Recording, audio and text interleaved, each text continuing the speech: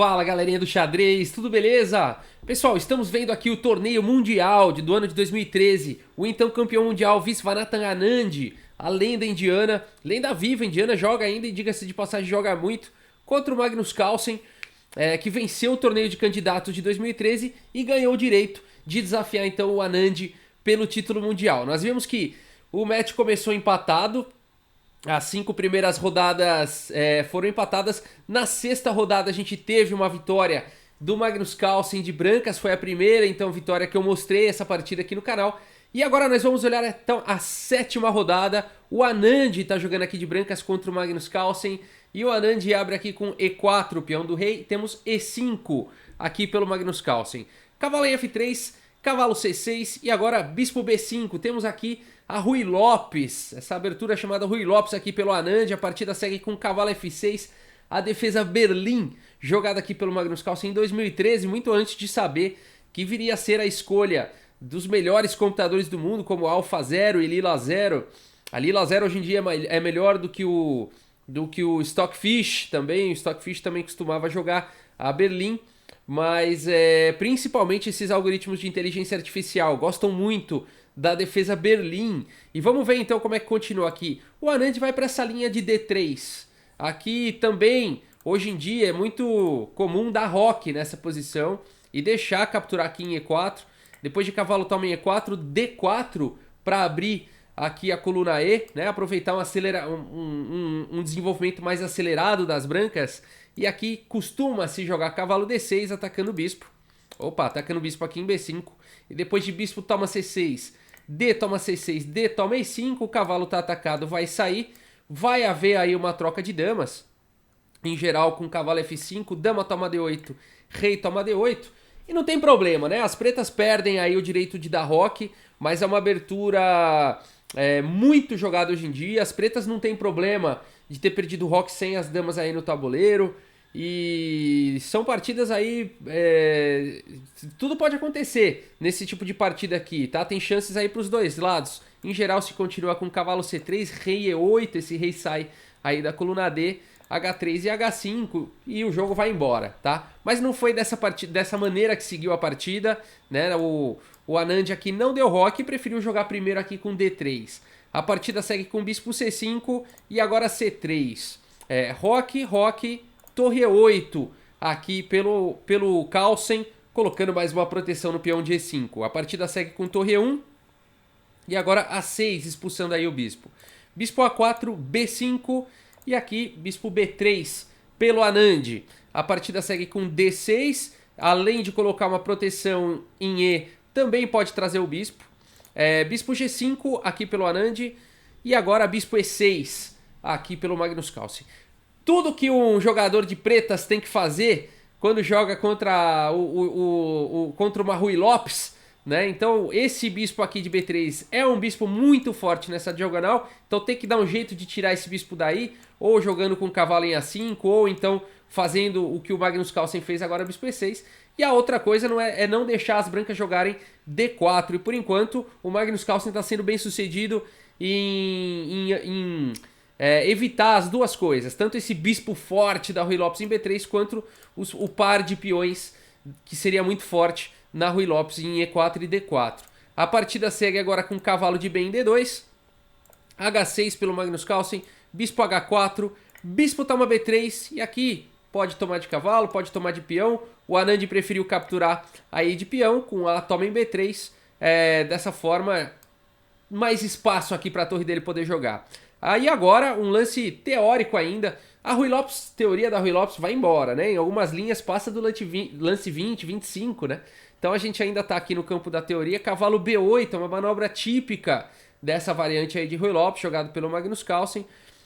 Com ideias de migrar esse cavalo aí para D7. A partida segue com H3, cavalo de B em D7.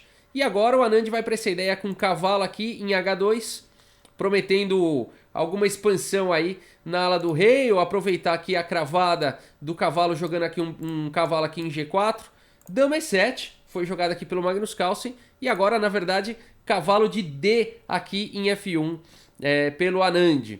Também é uma manobra típica aí de Ruy Lopes. A partida segue agora com bispo B6, cavalo vem aqui para E3, dama E6, tirando então a dama aí da cravada, de certa forma colocando uma pressão em B3, mas por enquanto está defendido. E agora B4 aqui pelo Anand. É muito importante segurar a expansão das pretas. E, no entanto, A5 pode ser jogado nessa posição, e é exatamente o que o Magnus Carlsen faz. B toma 5, bispo toma 5, e agora esse cavalo de H finalmente veio aí para G4. O bispo volta aqui para B6, e aqui o Anand vai para algumas trocas, com bispo toma em F6, cavalo toma em F6, cavalo toma em F6, cheque, dama toma em F6. Você fala, puxa, mas por que o Anand trocou aí um bispo por um cavalo, né? É bastante interessante essa ideia aqui do Anand, bastante original. Ele agora continua com dama G4 e existem casas bacanas aqui para o cavalo poder jogar. E esse cavalo pode ficar muito forte, especialmente pelo motivo do Magnus Carlsen não ter mais o bispo de casas claras, né? Então ele não tem como expulsar, por exemplo, facilmente um cavalo aqui de F5. É por isso que aqui o Magnus Carlsen não quer muita brincadeira com esse cavalo aí e joga bispo toma aqui em E3. E agora, enfim, só dá pra tomar de peão, não dá pra tomar de torre, senão tá caindo aqui a torre de A1. E é dessa forma que continua a partida. F toma em E3. E a gente tá entrando aí no final, apesar de a gente ter peças pesadas aí no tabuleiro, as damas e as duas torres aí pra cada um.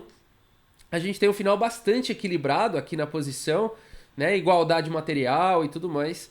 E agora a gente começa a ver uma série de lances precisos aqui dos dois lados. O Magnus Carlsen continua aqui com dama E7, olha que legal esse lance.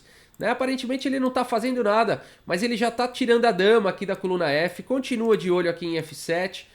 E o que as pretas querem fazer aqui é jogar C5, C4, tentar dar uma destruída aí nos peões e deixar esses dois peões fracos aqui, os peões de E4 e E3.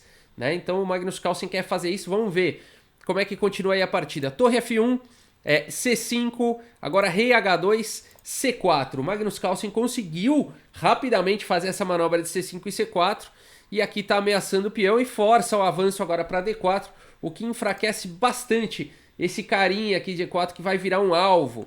Depois de torre toma em A1, torre toma em A1, o Magnus Carlsen parte imediatamente para cima desse peão de E4 com dama B7. E agora ele está ameaçando capturar aqui em D4, abrindo um ataque descoberto aqui no peão, capturando o peão de E4 na sequência. Então olha só, que coisa interessante, apesar do final equilibrado, o Magnus Carlsen está com a iniciativa. É o Anand que vai ter que ficar achando recursos defensivos aqui agora. Ele joga com torre D1, então se houver a troca, pelo menos ele captura com a torre vai estar protegendo em E4. A partida segue com dama C6, mais um lance preciso de Magnus Carlsen. Por que ele faz um lance como dama C6? Bom, esse lance faz várias coisas, ele continua segurando essas casas importantes de D7 e de C8, continua controlando também a casa de A8, de B7, e ao mesmo tempo ele continua também defendendo em B5 e traz uma defesa para o peão de D6, e também defende aqui em E8. Então você veja como um lance de dama conectou tudo, né? Traz uma harmonia para a posição. Todas as peças agora estão defendidas, olha só. Um movimento anterior com a dama aqui em B7, a torre está solta, o peão de D6 está solto. De repente, em um lance, tá tudo conectado. Legal. A partida e claro, mantendo sempre o olho aqui no peão de E4. A partida segue com dama F5 e toma D4, torre toma D4, trazendo mais uma defesa aqui para E4. E agora a torre E5 foi jogada aqui pelo Magnus Carlsen, parando aqui o peão de E4, deixando esse peão como um alvo aí fixo. A partida segue com dama F3, dama C7, rei H1, dama E7, o Magnus Carlsen manobrou, colocou a dama aí por trás da torre, sempre deixando uma pressão aqui em E4, de forma que essas duas peças do Anand fiquem escravas. Dama G4, rei H7, dama F4, G6. Aqui não está muito claro como continuar para nenhum dos lados. Rei H2, rei G7, dama F3, torre E6. Então a gente tem uma posição bem equilibrada aqui no tabuleiro. Eu acredito que agora vamos fazer uma leitura do torneio aí até então. Até as 5 primeiras rodadas, empate. Sexta rodada, o Magnus Carlsen venceu. O Magnus Carlsen está numa posição confortável, vamos falar assim, porque ele já tem uma vitória e se o resto das partidas terminarem empatadas, o Magnus Carlsen será campeão mundial. Então, por enquanto, nesse ponto do torneio, quem está com a pressão aí é o Anand. E o Anand jogando de brancas, sentindo essa pressão aí do torneio, né? Ele sabe que se empatar mais essa partida agora, ele estando de brancas, depois o Magnus Carlsen joga de brancas, enfim, é mais fácil até, no mínimo mais um empate ou vitória até do Magnus Carlsen. Então é complicada a posição do Anand aqui no torneio. E claro, aqui se ele ficar repetindo o lance, o Magnus Carlsen vai aceitar o empate. Mas o Anand vai para uma ideia diferente. Ele não quer empate não, e ele sacrifica agora o peão de E4, continuando com o lance dama G3. O Anand faz de tudo e a gente tem que tirar o chapéu para poder tirar uma vitória aí dessa posição, se é que é possível. Mas agora ele cria desequilíbrios, né? Cria complicações, porque ele tá deixando aqui o peão de E4 para ir para cima aqui de D6. Enfim, tá caindo em E3 também, depois ele vai poder ir pra cima desse peão de B5. Vamos ver isso acontecendo aí. Torre toma E4, dama toma D6, torre toma E3, dama toma E7, torre toma E7. E com isso o Magnus Carlsen tem realmente um peão a mais, né? Foi um sacrifício aí do Anand, mas ele tentou complicar a posição. Dá pra vencer com um peão a menos? É bastante difícil, né? Então eu não sei se essa foi a melhor escolha do Anand. Mas enfim, a partida segue agora com torre D5, torre B7, torre D6, segurando aí a entrada do rei, F6 e agora H4 aqui pelo Anand. Ele vai para uma ideia bastante interessante, depois de rei F7, H5. O Anand está entregando mais um peão para danificar aí a estrutura de peões do Magnus Carlsen. Ele está criando mais desequilíbrios, né? Não dá para criticar o Anand não, ele está tentando de tudo que ele pode, ele está tentando criar esses desequilíbrios.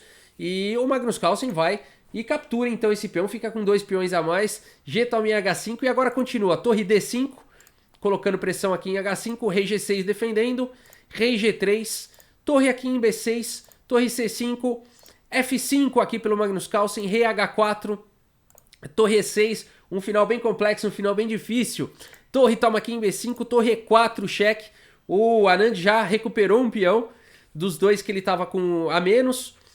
Rei aqui H3, rei G5, torre aqui em B8, H4, torre G8, cheque, rei H5, torre F8, torre aqui em F4 e agora torre C8, colocando pressão aqui no peão de C4, escravizando aí a torre. Torre vem para G4 e agora torre F8, batendo também aqui no peão de F5. Torre G3, cheque, rei H2 e rei G5 defendendo o peão.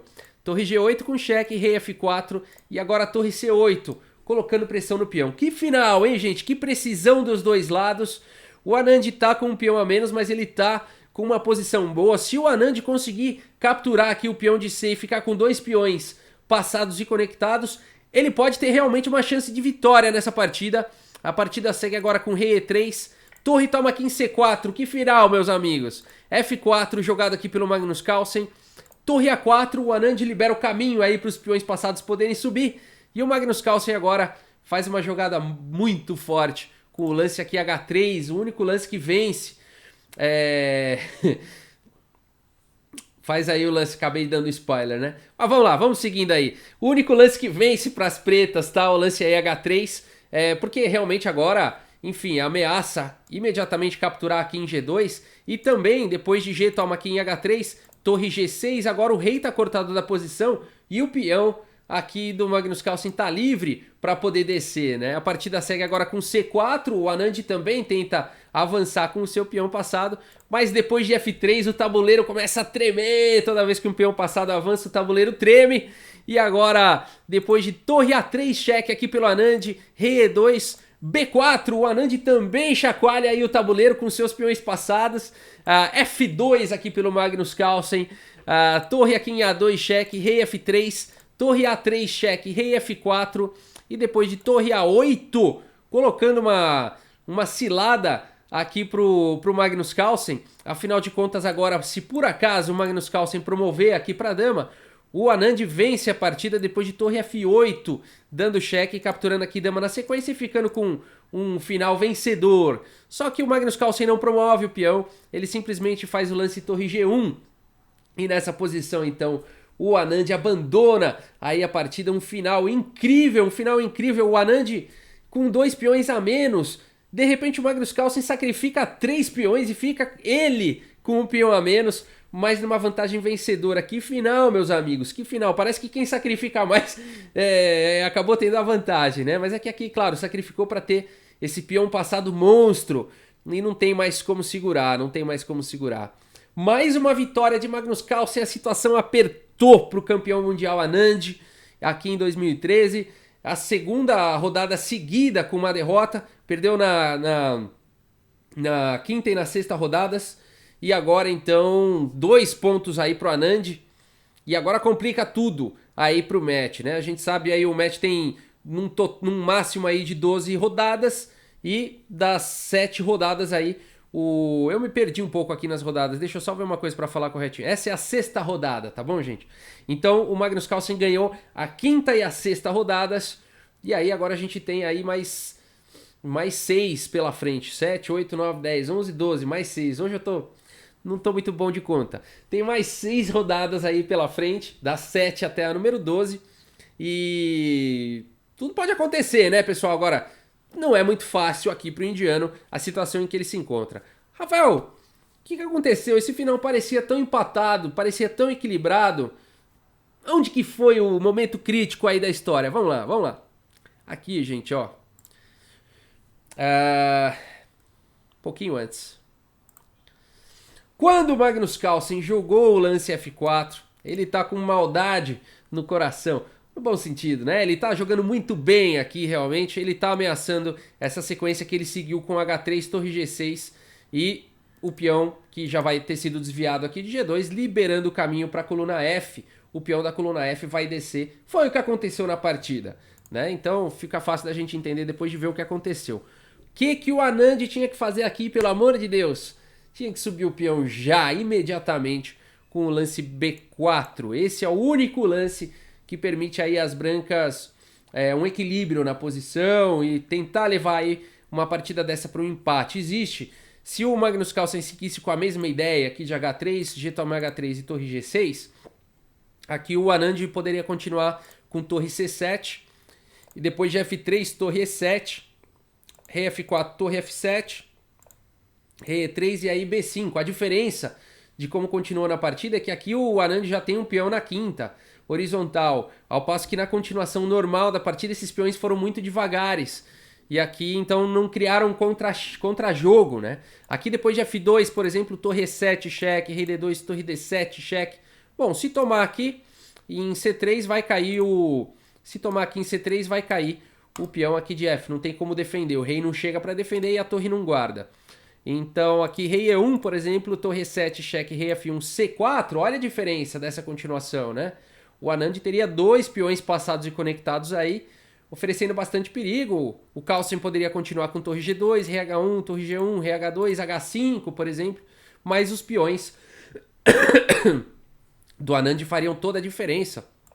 Torre G5, por exemplo, B6, torre toma C5, B7, torre B5 e torre H7. A gente tem uma posição aí sim empatada, né, onde as pretas não conseguem progredir. Se o rei sair daí ele leva cheque, né, rei E2, torre E7, cheque, rei F1, torre F7, por exemplo. Se jogar no H4, um lance de espera, aqui o Anand também joga um lance de espera, torre H7.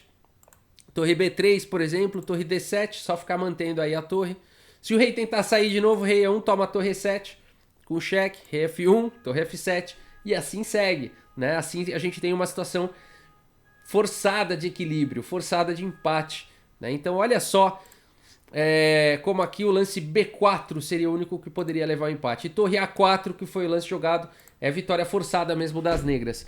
Rafael, me conta aí, só esse lance mesmo? Sim, e aí eu quero comentar um aspecto interessante dessas posições. Se você coloca uma posição dessa no computador, ele vai dar 0 a avaliação. Isso significa que ele está considerando empatado. E tem muita gente que fala, tá dando 0. Legal, o jogo está empatado.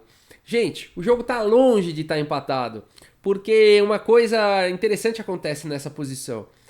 B4 realmente pode levar a um empate, mas qualquer outro lance perde para as brancas. Então, quando existe uma situação e em vários movimentos onde todos os lances têm que ser forçados para conseguir ali uma igualdade, a gente fala nesse tipo de situação que é mais fácil jogar de negras, né? Então, assim, apesar de existir a possibilidade de um empate, é mais fácil jogar de negras uma posição como essa. Porque aqui, ó, vou voltar o lance aqui das negras, ó, a vez das negras jogarem. Se as negras, aqui as negras podem fazer vários lances. que a posição vai continuar equilibrada. Ela não vai, o preto não vai perder aqui se fizer um lance diferente. Aqui, por exemplo, além de F4, pode jogar torre G4, pode jogar torre G6, G7, enfim, muitos lances aqui podem ser jogados pelas negras. Agora as brancas, depois de F4, estão numa situação bem diferente. Apenas um lance difícil de encontrar, que é o lance B4, permite manter a igualdade e mesmo assim na sequência também, vai continuar sempre tendo que achar o melhor lance, né? Então, essas avaliações, isso aqui é empate, não são tão verdadeiras, né? Tanto que a gente tem aqui o Anand, que é o campeão mundial, não conseguiu encontrar essa continuação no tabuleiro, né? Então a gente não tá falando de qualquer um jogador, a gente tá falando do próprio campeão mundial não encontrou, né? Então é difícil, né, a gente olhar lá a pontuação 0 e falar que tá empatado. Não tá, existe a possibilidade de empate, mas é mais fácil jogar de negras. Tá longe de estar empatada a partida nesse momento. Tanto que foi vitória aí do Magnus Carlsen. E com isso, a gente segue então a nossa playlist da saga dos campeões do mundo, de La Bourdonnais até Magnus Carlsen. Pessoal, muito obrigado pela audiência, um grande abraço para todos vocês e até a próxima, pessoal. Valeu!